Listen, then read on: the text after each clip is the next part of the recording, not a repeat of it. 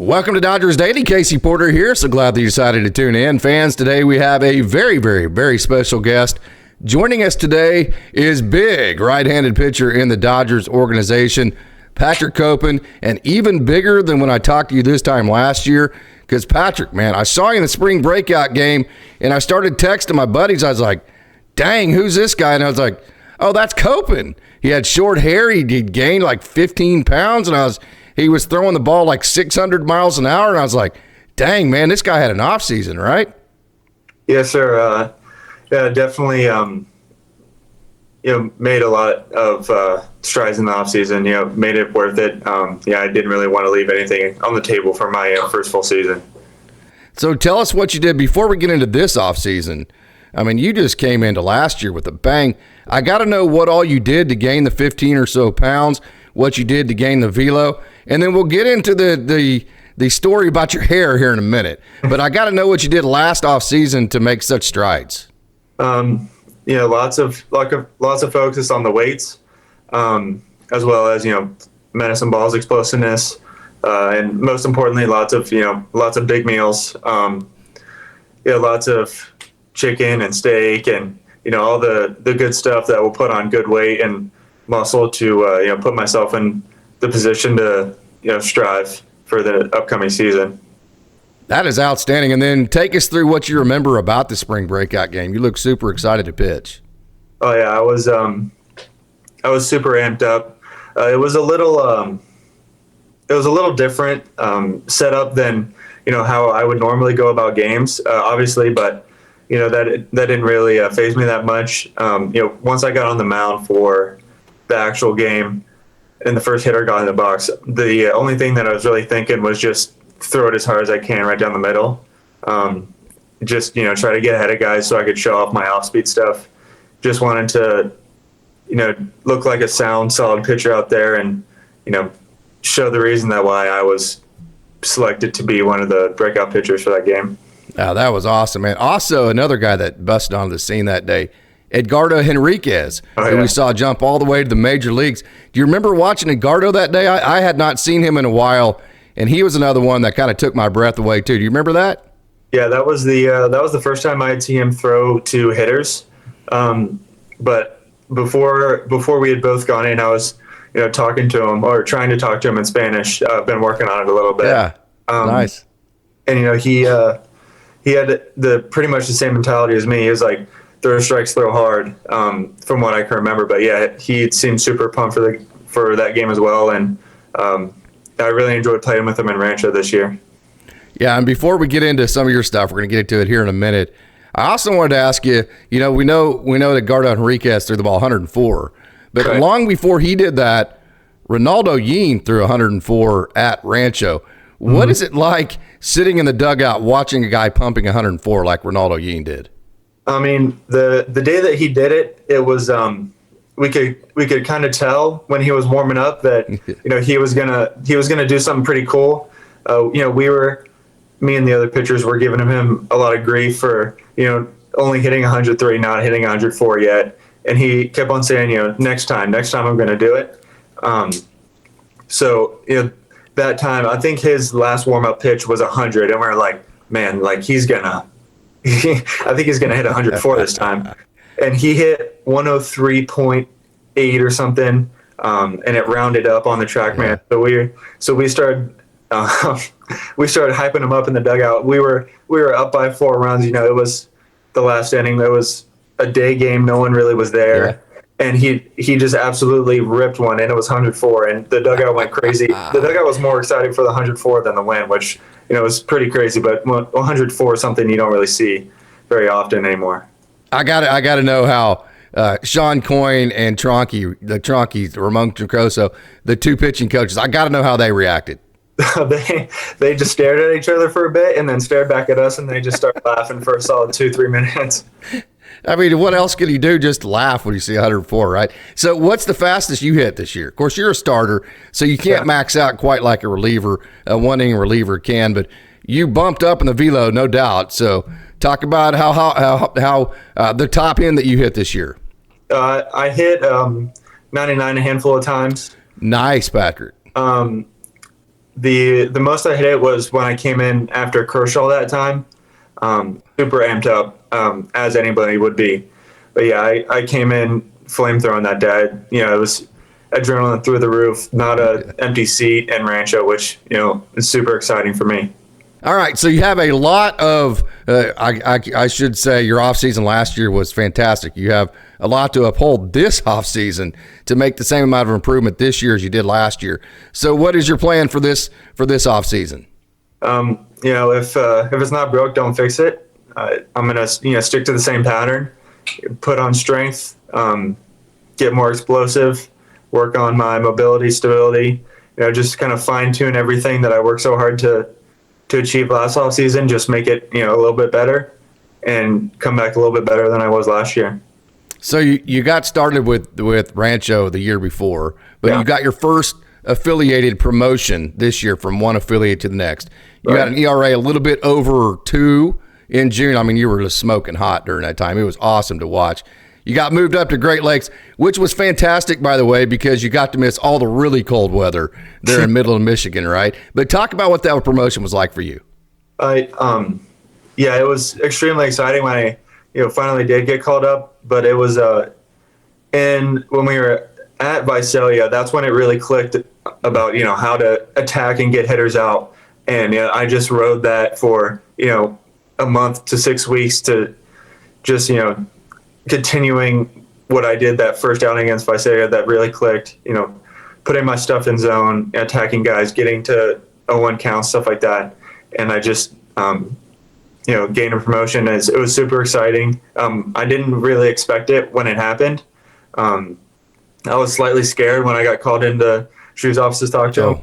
I thought something had gone wrong, but, there's nothing that I had done wrong. So I was like, I have no idea what this could be about. And then I figured it out really quick, and it was, super exciting. Super long travel day, but I was glad to be there and glad to finish with Great Lakes for the second half of the season for sure. So they played the game a little bit with you, huh? They led you on, didn't quite let you know what was going to happen, made you worry a little bit. I like it. Yeah, it was super hush-hush until Shu gave us the word. That is absolutely awesome. So Midland, Michigan's not super close to where you grew up, but it is closer than, obviously, the Los Angeles area, which is where Rancho Cucamonga is at, in that Southern California area. So did your folks get to come watch you? They did. They came for a week with my 2 younger brothers, my grandparents, and they got to see me play for the first time in person professionally, which was super amazing. So the improvement you made was simply fantastic. If you can't tell, I am super pumped about it. Got to ask you, though, was it more just fixing mechanics? Was it more sequencing? Was it more approach? I mean, I hear all the time at the Dodgers system, it's a race to 2 strikes, right? So what part of it, was it all together, I'm sure, but what part of it was the most important to you? I think the approach and just buying into the approach with my mindset, trusting, the ability and the movement of my pitches to, be effective against hitters. It was one of the big things, just buying into that, saying that, if I throw this pitch in this spot, you're not going to get a barrel on it. Those type of recollections going on in my head, to say them to myself before each pitch was something that really helped me, continue to put together good outings throughout the year. Each level you move up, the hitters get better, they get more disciplined, you have to throw more strikes. And so did you notice a big difference in quality of competition as you moved up to Great Lakes? Yeah, in the Midwest League, the hitter's approach is a lot better. They're not swinging at a whole bunch of balls out of the zone. You have to sequence a little bit better and tunnel a little bit better to get swings out of zone. But I very much enjoyed the challenge. You finished the season giving up just 9 earned runs in your last 31.2 innings. Last year was your first professional full season. So you have to be super pumped about how you're heading into the offseason. Yeah, I'm hoping to, ride the good string of outings to the offseason, give myself a little momentum into the training and the build-up of the throwing progression, and, hopefully be able to carry it into spring training and put together some good outings during spring training that I can carry into the start of this season. We mentioned all the weight you gained. You said you ate steak and all that kind of stuff. What's the biggest steak you put down? I put down a handful of 16-ounce ribeyes, but I would throw a bunch of potatoes on the side, maybe some eggs as well. So it wasn't just steak, but yeah, those 16-ounce ribeyes with some potatoes on the side. Those would get me really full. I got to say, you got to bump it up to 18 ounces. You know why, Patrick? That's why You're at 99, dude. We got to see the zero, man. What's that like being at 99 having not seen the zero yet? Oh, it's frustrating. Got to go to 18 ounces. No doubt about that. Okay, so we've talked about the 99-mile-an-hour fastball. You got the slider, all of that. Talk about your pitch mix and how that worked throughout the season. Yeah, I use my four-seam a lot at the top of the zone. It's got pretty good carry. I use my cutter a lot to get in on left-handed hitters. Get some weak rollovers, stuff like that. Two seam to righties for the exact. What's the velo on your cutter? So not to cut you off here, but like 92, 94. Wow, nice, yeah, Patrick. Yeah, it's pretty hard, which I think plays into the fact that it seems like a fastball for so long, which is why it's so effective. Yes. Getting some ground balls and stuff like that. And then slider and curveball I use mostly for punch outs, but I definitely throw them in there in the middle of counts or at the beginning of counts to throw a little wrinkle at hitters who may be sitting dead right fastball or something like that. Yeah, so the sequencing part of it, I've talked to a couple different pitchers, and they've said that the Dodgers pretty much give them total freedom to figure out what sequencing patterns that they want to use. Is that true for you? Yeah, I like to look at each individual hitter and see what their weaknesses are, compare them to my strengths, and essentially I just pound their weakness, that matches with my strength, and just get them to make an adjustment. And once they make an adjustment, I'm able to switch up and go back to one of my other strengths and just kind of keep them on their toes the entire time. What pitches do you tunnel together? My two seam and my slider work really well together. Oh, nice. Yeah, my fastball, my curveball, and then sometimes I go cutter to slider as well. Usually on the outer half, I'll start the cutter in the middle, work it to the outer half, and then start the slider in the same spot and work it to out of the zone to get a swing and miss, maybe a 0-2-1-2 count. You got to remind yourself sometimes that you're this big. What are you, 6'5", right? Yeah. 6'5". I got all these tunnels. I got a 99-mile-an-hour fastball. I got a 92, 93-mile-an-hour cutter. You got to remind yourself sometimes that hitting is very hard, and you don't have to be perfect. Right. Yeah. That's my biggest thing. Sometimes I, try to get a little bit too perfect. Try to bite the edges, things like that. When, if I'm just more confident in my stuff, then that's when I'm more effective, rather than, trying to put it, bottom outside corner or something like that. One thing I always hear, kind of on piggybacking off that same comment, is that when pitchers get in professional baseball, the first thing you realize is if I execute perfectly, I can get outs, right? Well, that's one thing. But nobody's ever going to execute perfectly. So when they really gain their confidence, it's when they realize that they don't have to be perfect and their stuff is good enough to get hitters out when they aren't perfect. Did you have that moment this year? Yeah. Like I said earlier, I believe it was Visalia. There was some pitches early in the game that they went where I didn't want them to go, but I still got good results, and I just kind of kept on getting those same results throughout the game, and I built confidence throughout that game, and then I carried that for a really long time, which helped me go through that stretch of really good outings and the call up and all that stuff. That absolutely kind of turned it for me a little bit. Absolutely, and one thing it really determines the difference between a pitcher with a lot of talent and then also the difference between that pitcher and a pitcher that is actually very good in games is how they perform on the nights whenever they don't have their A game type of stuff. How did you work through those moments? Because you were very consistent throughout the year. If something wasn't working, thankfully I have a multitude of pitches that I could fall back to. If the slider wasn't working too well, I had the curveball that I could still use. So I was able to make adjustments throughout the game if something really wasn't going right. Just kind of tuck it in the back pocket, not use it, and then kind of work on it between innings and feel it out throughout the game. Maybe flash it now and then. But yeah, having 5 pitches to use is really helpful with maybe something's not working right that night. Of course, you go into a plan for the season, which obviously was a very good plan for you because you came out with a bang. And I'm sure there's adjustments along the way based on how you see your stuff working against professional hitters. So did you make any adjustments throughout the season, whether it be mechanics-wise, sequencing-wise, pitch mix-wise, or any of that? No, nothing too big. There's a time where my two-seam wasn't really getting much run to it, so I tweaked the grip a little bit on that and got that back to where it was. And then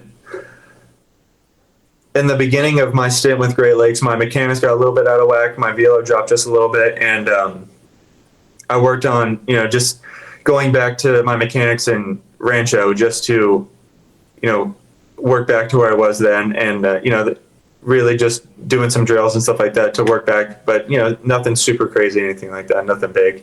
All right, last question about business here, Patrick. Then we're going to have some fun with some fun questions. But as far as where you're at right now, where do you think you're at? What things are you doing right now that you feel like you're consistent enough with to be a consistent major leaguer? And what things do you think you need to work on the most moving forward to be that consistent major leaguer? I think the movement and the break of my stuff is very high quality, but I think using those pitches in a big league way, tunneling them, putting them in the zone when I need to, having confidence in all of them in a high leverage situation is what's going to take me to the next level. All right, very good.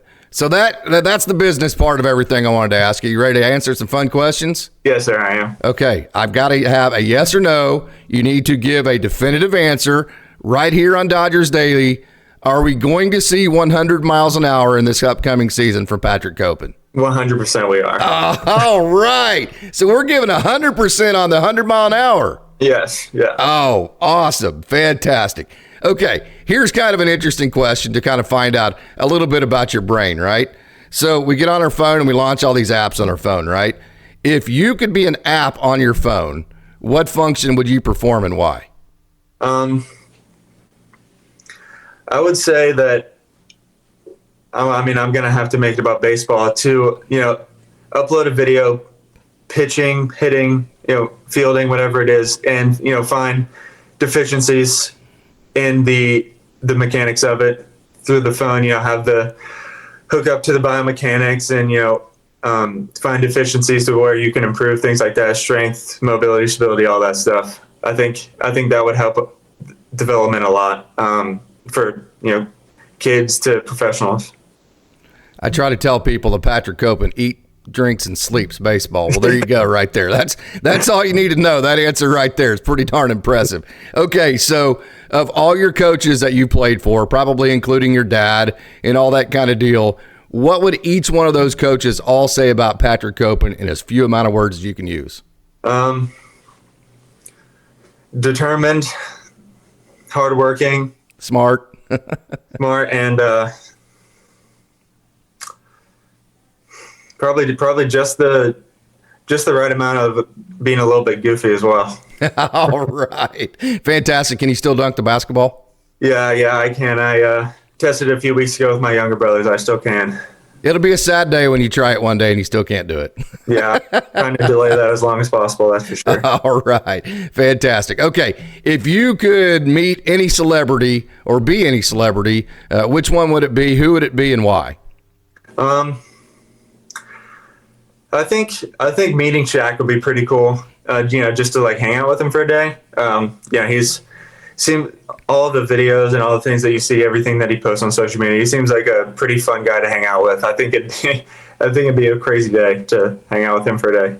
All right. I think we know you did pretty good in PE and probably your 6th or 7th hour, whatever your last hour was of your high school, in your baseball class and basketball as well there in West Virginia. But we're going to see how well you did in science, right? Okay. See how well you did your dinosaurs. If you could go back and be any kind of dinosaur, which one would you be and why? I would probably be a velociraptor. They just kind of give me the peak apex predator. The speed, the large teeth, the large jaw. I think that they're they were pretty unstoppable. Oh, fantastic. Hey, talking about speed, what's it like watching Kendall George run?